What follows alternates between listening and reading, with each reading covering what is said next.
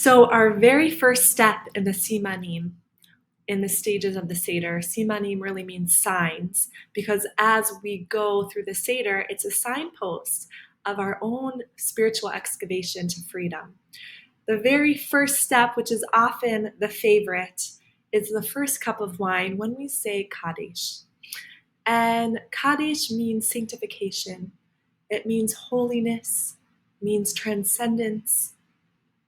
And it is when we separate the mundane from the holy.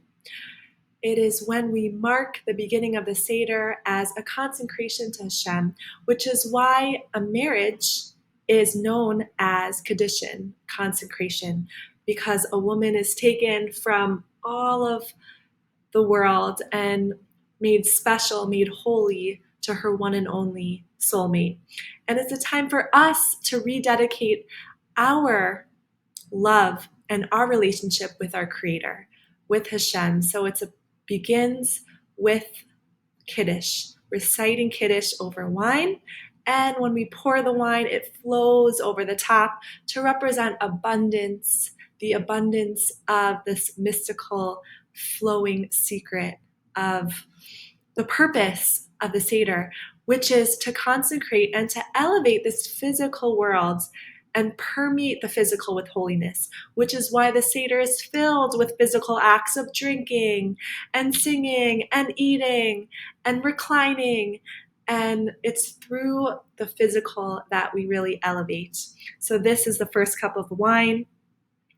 And what's very interesting is in the steps it says Kadesh ve'urchatz, and that has a vav, which it connects the two. And this connection is a very subtle but potent reminder of the purpose of unification, because the steps in the Seder correspond to the Sfirot. Kadesh is the right side of Chachma, and Urchatz is the left side of Bina. Chachma represents the wisdom, the conception, and Bina is the cognition, the breakdown, the understanding, the left side. And the purpose of the Sfirot and of our work of rectifying our own energies is to unify the right and the left.